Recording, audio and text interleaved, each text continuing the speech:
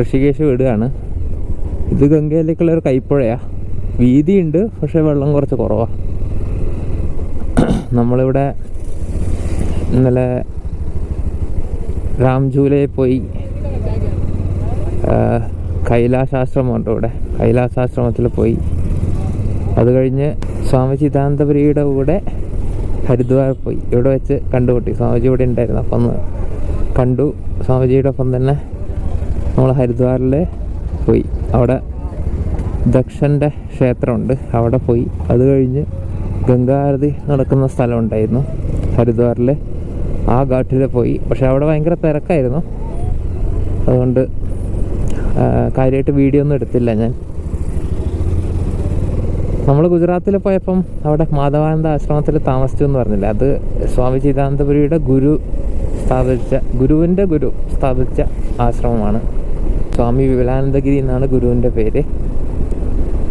അദ്ദേഹം അവിടെ 61 വർഷത്തോളം മഠാധിപതിയായി നിന്നിരുന്നു. അപ്പോൾ അവിടെയായിരുന്നു നമ്മൾ ഗുജറാത്ത് പോയപ്പോൾ മെഹമ്മദാബാദിൽ നിന്നത്. അതേപോലെ നമ്മൾ യാത്ര തുടങ്ങിയപ്പോഴും ഗുരുപൂർണിമയുടെ പിറ്റേ ദിവസം അവിടെ കുളത്തൂർ ആശ്രമത്തിൽ കയറി സ്വാമിജീനെ കണ്ടിട്ട് തന്നെയാണ് യാത്ര ആരംഭിച്ചത്. എന്തായാലും ഇന്നലെ സ്വാമിജീനെ കാണാൻ പറ്റിയത് ഒരു അപ്രതീക്ഷിതമായിട്ടാണെങ്കിലും നല്ല സന്തോഷമുള്ളൊരു സമയമായിരുന്നത്. ഒരു സന്തോഷം തന്നെയാണ് കേട്ടോ. അങ്ങനെ ഇപ്പോൾ നമ്മൾ ഋഷികേശ് വിടുകയാണ്. ഹരിദ്വാറിൽ ഇന്നലെ പോയത് കൊണ്ട് ഞാനിപ്പോൾ ഇന്ന് നിർത്തുന്നില്ല. കാരണം നാളെ നമ്മളെ ഡൽഹിയിൽ വണ്ടി സർവീസിങ്ങിന് കൊടുക്കണം. എല്ലാം പറഞ്ഞു വെച്ചിട്ടുണ്ട് ഞായറാഴ്ച. അപ്പോൾ ഇന്ന് ഡൽഹി എത്തണം. അങ്ങനെ ഒരുപാട് ദിവസം നീണ്ടു നിന്ന ഉത്തരാഖണ്ഡ് ഇന്നിവിടെ പൂർണ്ണമാവുകയാണ്. ഹരിദ്വാർ കടന്ന് നമ്മൾ നേരെ മീററ്റ് വഴി ഡൽഹി കയറും. മീററ്റൊക്കെ യു പിയിലാണ് വരുന്നത്. പക്ഷേ നമ്മൾ യു പിനെ വേറെ കാണുന്നുണ്ട്. യു പിനെ നമ്മൾ സെപ്പറേറ്റ് ആയിട്ട് വേറെ സ്റ്റോപ്പുകളുണ്ട്. ഡൽഹി ഞാൻ ചിലപ്പോൾ അധികമൊന്നും ഡൽഹി ചുറ്റി കാണില്ല. കാരണം എനിക്ക് ഒരുപാട് തിരക്കുള്ള സ്ഥലങ്ങൾ വയ്യ.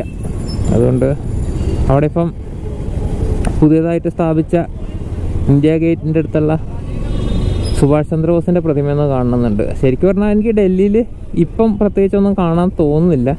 വണ്ടി സർവീസ് ചെയ്ത് കിട്ടുക, എന്നിട്ട് വിടുക എന്ന് ഞാൻ വിചാരിക്കുന്നു. ഡൽഹിയൊക്കെ എന്തായാലും വീണ്ടും വരേണ്ടി വരും.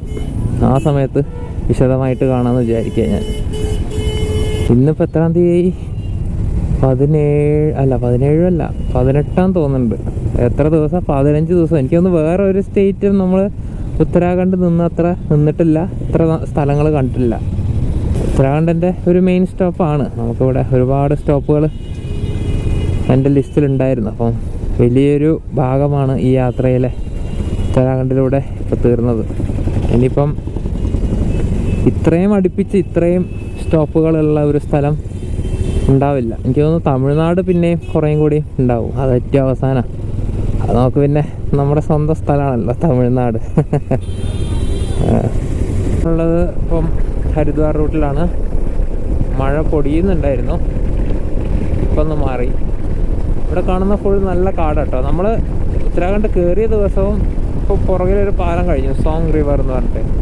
നമ്മൾ ആ പുഴേൻ്റെ അവിടെ പോയിരുന്നു. ഞാൻ ദെഹ്റാഡൂണൊന്നും കാര്യമായിട്ട് ഷൂട്ട് ചെയ്തിട്ടില്ല. കാരണം ഞാൻ അവിടെ താമസിച്ചതൊരു BSF ക്വാർട്ടേഴ്സിലാണ്. അപ്പോൾ അവിടെ വെറുതെ പോയി വീഡിയോ ഒന്നും എടുക്കേണ്ട ആവശ്യമില്ല എന്ന് കരുതി. എനിവേ,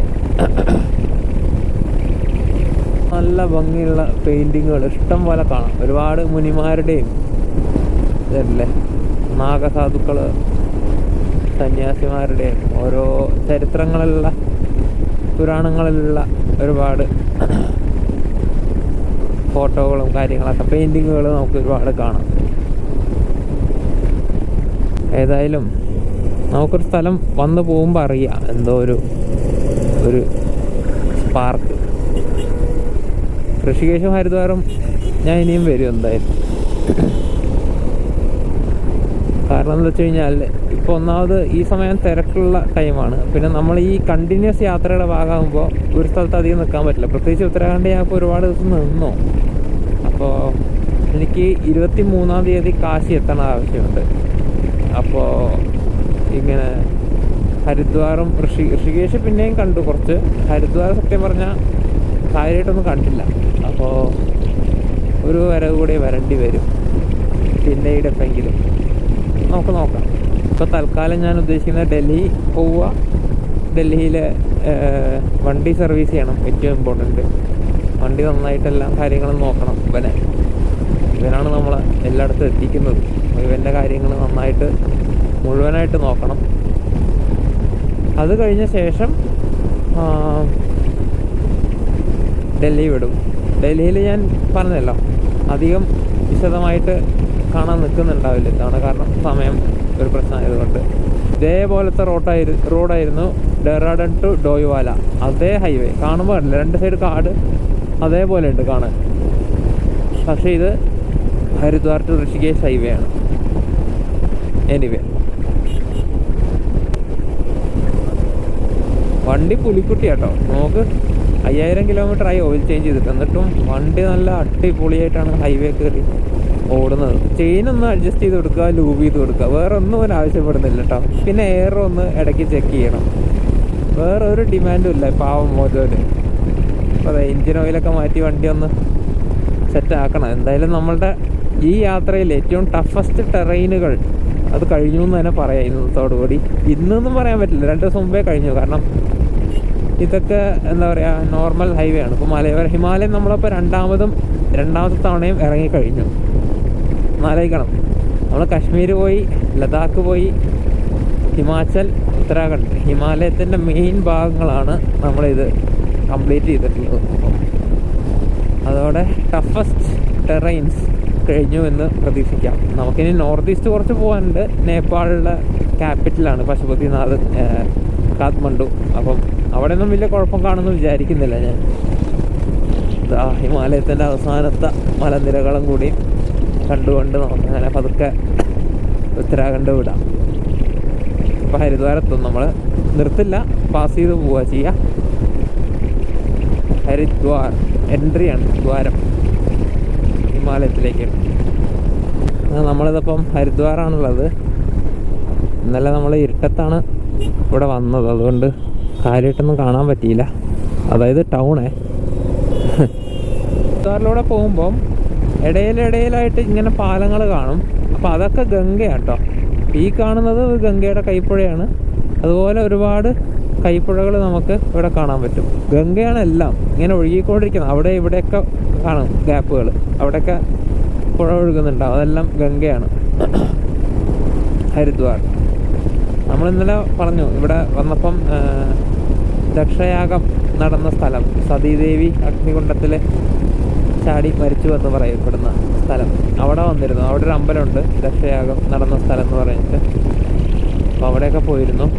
അവിടെ തന്നെ ചേർന്ന് ഇതേപോലെ ഗംഗയുടെ ഒരു കൈപ്പുഴ ഉണ്ടായിരുന്നു. അവിടെ ഗംഗാപൂജ നടക്കുന്നുണ്ടായിരുന്നു, ഗംഗാ ആരതി. അപ്പോൾ അതും കാണാൻ പറ്റി അവിടെ നിന്നുകൊണ്ട്. ഏതായാലും നമ്മളിനി കാശി പോകുമ്പോൾ നന്നായിട്ട് കാണണം ഗംഗാ ആരതി അവിടെ. അതാണ് ഏറ്റവും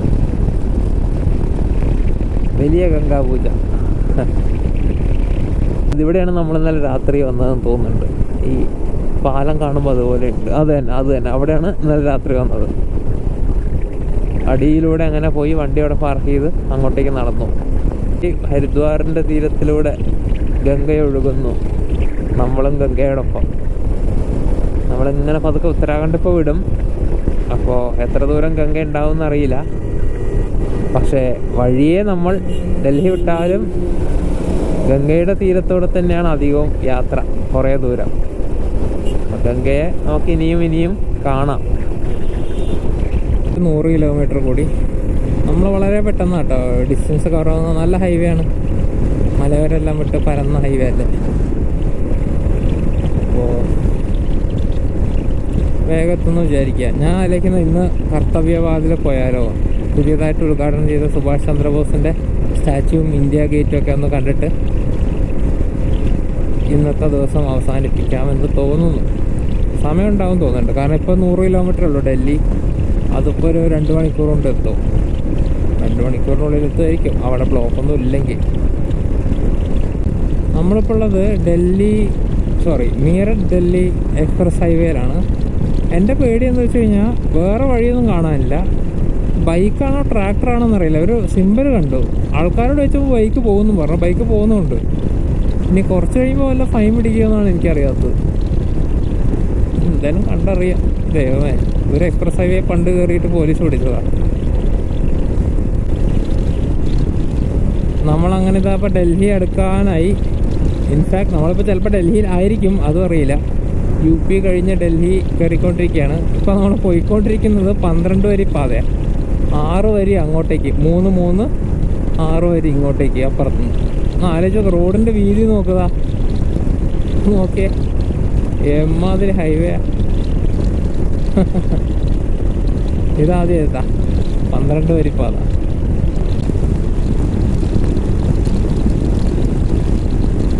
ഇവിടെയൊക്കെ സ്പീഡിൽ പോയില്ലെങ്കിലാണ് അപകടം. റിയർ വ്യൂ മിററിൻ്റെ ഇടയ്ക്ക് നോക്കുക, ഒരുവിധം നല്ല സ്പീഡ് പോകും. ആഹാ, യമുന നദിയാണല്ലോ ഇത്. നമ്മൾ യമുന നദിയാണ് കേട്ടോ കിടക്കുന്നത്. അത് ശരി. ആ കാണുന്നത് താജ്മഹലാ?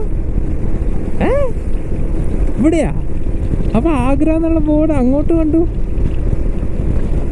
സമയം 3:20. എന്നാ പിന്നെ താജ്മഹൽ പോയി കാണണം. ഇതെന്താ സംഭവം? അത് താജ്മഹലല്ല, വേറെന്തോ. അത് ശരി, അല്ലേ തുടങ്ങി. ഡൽഹി. ഇതാണ് എനിക്ക് ഡൽഹി ഇഷ്ടമല്ലാത്തത്. എവിടെ നിന്നൊക്കെയാ വണ്ടി വരുന്നത്? പൊടിയും തിങ്ങി നിറഞ്ഞ ട്രാഫിക്കും.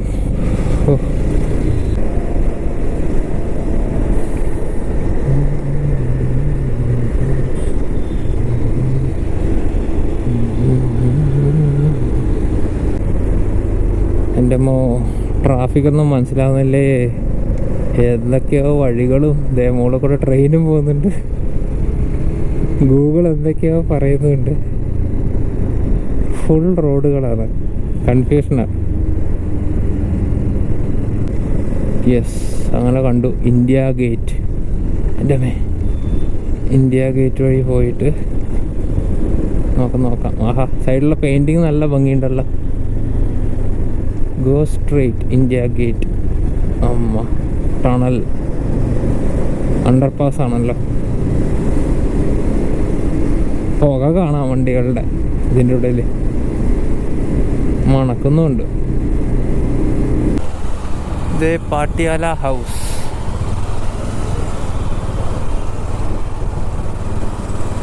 ഇന്ത്യ ഗേറ്റിലേക്കുള്ള വഴിയാട്ടത്. India gate.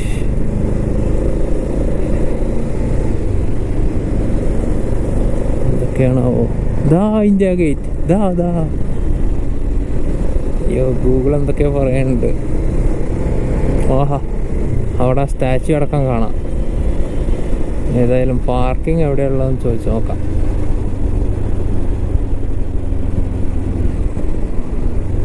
Spill over parking, അവിടെ പാർക്ക് ചെയ്യാൻ പറ്റിയേക്കും. നോക്കാം. എൻ്റെ ദൈവമേ, ഇവിടെ വണ്ടി വെക്കാനേ അവിടെ എന്തോ പരിപാടി നടക്കുന്നുണ്ട്. പാർക്കിംഗ് ഫുൾ ബ്ലോക്ക് ചെയ്തിട്ട് ആരോ വരുന്നുണ്ടോയെന്ന് ഞാൻ അറിയില്ല.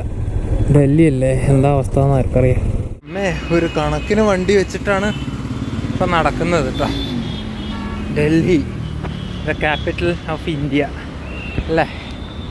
അങ്ങനെ നമ്മൾ ഉള്ളിലേക്ക് കയറി.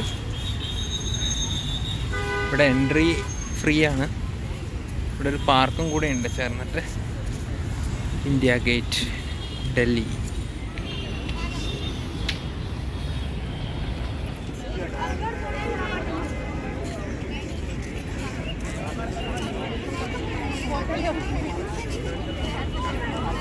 ഇതാണ് പുതിയതായിട്ട് ഉദ്ഘാടനം ചെയ്ത സുഭാഷ് ചന്ദ്രബോസിൻ്റെ സ്റ്റാച്യു, കർത്തവ്യപാത്.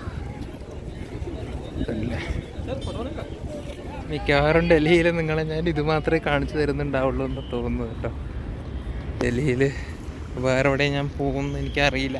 ഞാൻ നാളെ വണ്ടി സർവീസ് ചെയ്യും, മറ്റന്നാൾ ഡൽഹി വിടും. വേറെ പ്ലാനൊന്നുമില്ല. നോക്കാം എന്തായാലും. ഓക്കെ, ഇത് ഇന്ത്യ ഗേറ്റിൻ്റെ ബാക്ക് സൈഡ്. ഇത്രയേ ഉള്ളൂ. എന്നൊക്കെ പുതിയ സെൻട്രൽ വിസ്ത റീഡെവലപ്മെൻറ്റ് പ്രപ്പോസലിൻ്റെ പ്ലാനാണ് ഈ കാണുന്നത്. ഫുൾ ഡീറ്റെയിൽ ആയിട്ട് ഇത് കാണാം.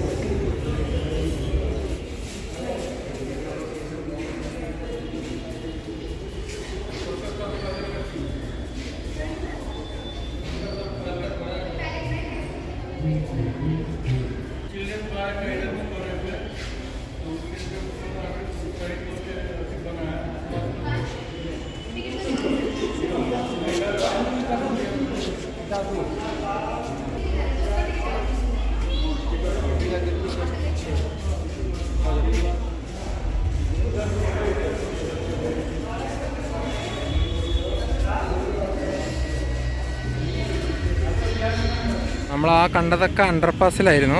ഇതാണ് പുതിയതായിട്ട് തുടങ്ങിയ, അതായത് പേര് മാറ്റിയ കർത്തവ്യപാത.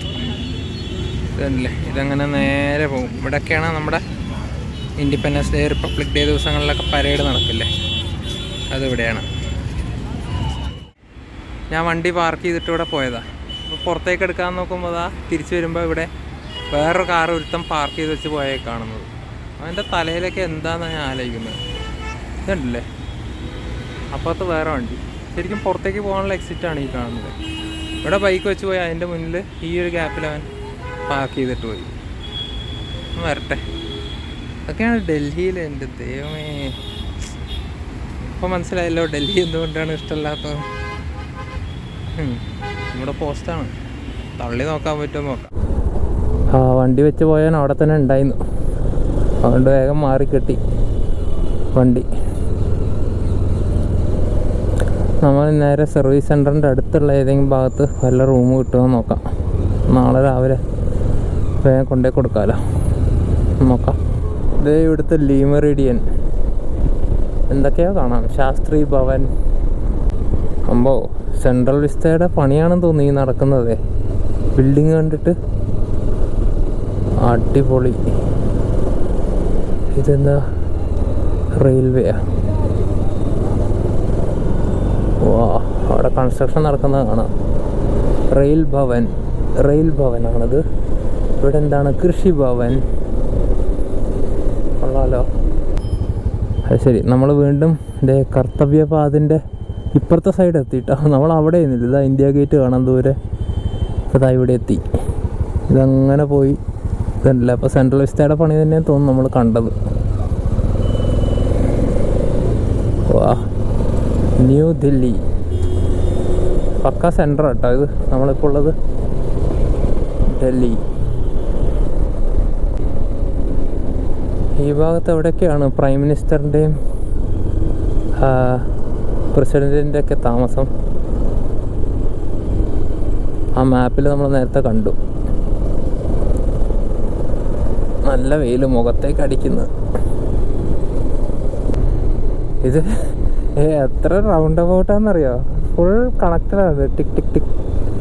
ഒരു റൗണ്ട് അബൌട്ടിൽ തന്നെ ഇതുണ്ടോ, 4-5 റോഡുകളാണ് വന്ന് ചേരുന്നത്. രാജാജി മാർഗ. ശരി, ഇത് തന്നെയാണ് നമുക്ക് എടുക്കേണ്ടത്. Then turn right. ഈ റൈറ്റ് ആണോ? ആ, ഈ റൈറ്റ്. ഇവിടെയൊക്കെ ഗൂഗിൾ മാപ്പ് ഇല്ലെങ്കിലേ വിട്ടുപോകും. പുറത്തേക്ക് ഇറങ്ങണമെങ്കിൽ ആർമി ഹെഡ് ക്വാർട്ടേഴ്സ്. സമയം 4:56. ഒരു 4 മിനിറ്റ് കൂടെ കഴിഞ്ഞാൽ 5 മണി. ഓഫീസ് വിടുന്ന ടൈമാണ്. ട്രാഫിക് കൂടും ഡൽഹിയിൽ. വേഗം ഓടിച്ചെല്ലട്ടെ. എനിക്ക് വയ്യ ഇനി ട്രാഫിക്കിലും കൂടെ കിടക്കാൻ. എവിടുന്നോ സേമിയ പായസത്തിൻ്റെ മണം. എവിടുന്നോ പെട്ടെന്നേ കൊതിയാവുന്നു. ഇത്തവണ ഓണത്തിന് സദ്യയൊന്നും കിട്ടിയിട്ടില്ല. പായസം മണക്കുക, അത് തോന്നലാണോ? അത് ശരി, ഓരോ സ്റ്റേറ്റുകളുടെയും ഭവനാണ്. ഞാനിപ്പോൾ ആസാം ഭവൻ കണ്ടു, മണിപ്പൂർ, ഉത്തർപ്രദേശ്, കർണാടക, ഛത്തീസ്ഗഡ്, അങ്ങനെ കുറേ ഭവനുണ്ട്. അതിലുള്ളൊരു ഭവനാണ് കേരള ഭവൻ. അങ്ങനെ പറ, കേരള ഭവൻ. കേരള ഭവനിൽ കയറാൻ പറ്റുമോ? Go stop recording. ട്രാഫിക് തുടങ്ങിയിട്ടോ. 5:05. നമ്മളിന്ന് ഓഡോമീറ്റർ നോക്കിയില്ലേ. ഇപ്പോൾ അതെ ഡൽഹിയിൽ 33,627. എന്താ അതിൻ്റെ സൗണ്ട്. 33,627 കിലോമീറ്ററായി.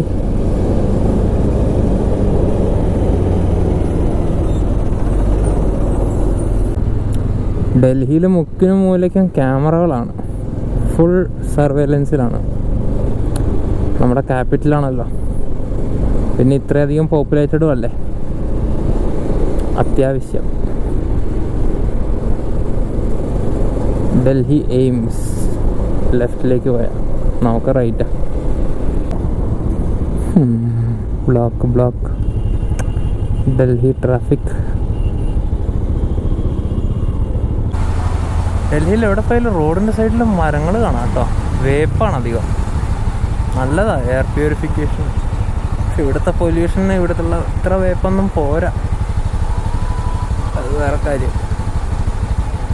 ഈ ഭാഗത്ത് മാത്രമാണ് മരങ്ങളൊന്നും അറിയില്ല കേട്ടോ. നമുക്ക് ഇനിയും പോകാനുണ്ട് 8.5 കിലോമീറ്റർ അല്ലേ. മരങ്ങളൊക്കെ ഇപ്പോൾ പോയി, ബിൽഡിങ്ങുകളൊക്കെ വന്നു തുടങ്ങി. നമ്മൾ ആ ഒരു ഡൽഹിയുടെ പ്രീമിയം ഏരിയ വിട്ടു. മീൻസ് ഗവൺമെൻറ് സ്ഥാപനങ്ങളും ഗവൺമെൻറ് ഓഫീസുകളൊക്കെ ഉള്ള ഭാഗങ്ങൾ വിട്ടു. സത്യം പറയാലോ, ഞാൻ വിചാരിച്ച അത്ര ട്രാഫിക് ഒന്നുമില്ല കേട്ടോ. മൂവിങ് ട്രാഫിക്കാണ് ഇവിടെ. റോഡിന് വീതിയുള്ളത് കൊണ്ടൊക്കെ ഒരുവിധം മൂവിങ് ആയിട്ട് തന്നെ നമുക്ക് ട്രാഫിക് നീങ്ങി കിട്ടി. അതുകൊണ്ട് വലിയ കഷ്ടപ്പെട്ടിട്ടില്ല. പക്ഷെ ഇവിടെ കണ്ടോ, ഇവിടെ റെഡ് ലൈറ്റാണ്. കുരങ്ങന്മാർക്ക് ഒരു 10 സെക്കൻഡ് അധികം വെയിറ്റ് ചെയ്ത് തന്നതാ. വെറുതെ അനാവശ്യമായിട്ട് കുത്തിക്കയറ്റി ബ്ലോക്ക് ഉണ്ടാകും.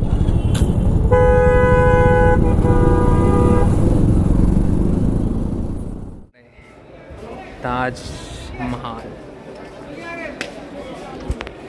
ചെറുപ്പം മുതൽ ഫോട്ടോയിൽ കണ്ട് നിന്ന സ്ഥലമാണ് താജ് മഹൽ. ഏതായാലും നേരിട്ട്